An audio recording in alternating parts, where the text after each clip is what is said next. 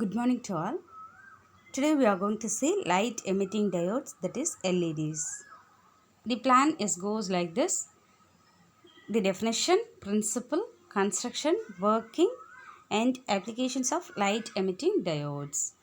So, what is light emitting diode LED? It is a semiconductor PN junction diode which emits light when it is forward bias. The principle of light emitting diode is the electrons injected into the P region make a direct downward transition from the conduction band into valence band, and they recombine with holes and emit photons of energy. For example, we know that forbidden energy gap is Eg is equal to h nu. When we apply nu is equal to C divided by lambda, where nu is frequency of emitted radiation, C is velocity of light, and lambda is wavelength of radiation. By substituting that, we get Eg is equal to hc divided by lambda. Here, the wavelength of emitted photon is given by the relation lambda is equal to hc divided by Eg. By substituting the h Planck's constant value, c velocity of light, and energy gap, we can get the lambda value, that is wavelength of emitted photon. Therefore, the wavelength of light emitted purely depends on the energy band gap only. Here we are going to see the construction of light emitting diodes. Figure which shows the cross-sectional view of a LED. A N-type layer is grown on a substrate and P-type layer is deposited on it by diffusion.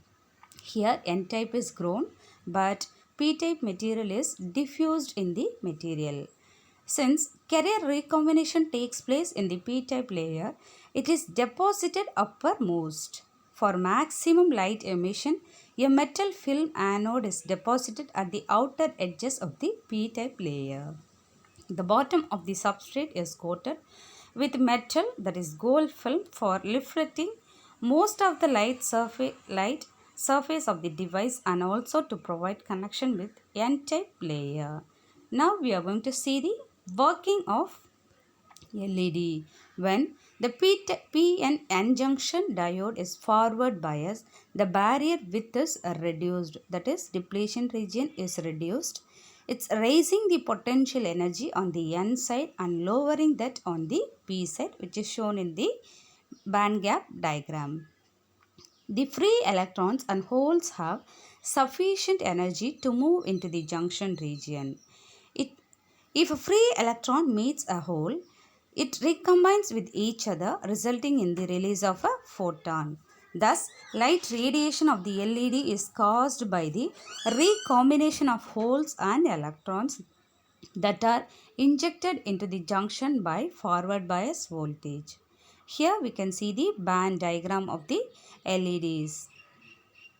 The energy band gap between the free electrons and holes is between the energy barrier. The energy barrier is highlighted, so between the energy band gap is reduced, so the electrons will be moved. The advantages of LEDs are light output is proportional to the current. Hence, the light intensity of LEDs can be controlled easily by varying the current flow. LEDs are rugged and therefore withstand shocks and vibrations. Varieties of LEDs are available with emit in different colors like red, green, yellow, and so on. It has long lifetime and high degree of reliability.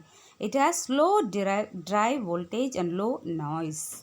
It is easily interfaced to digital logic circuits and it can be operated over a wide range of temperatures.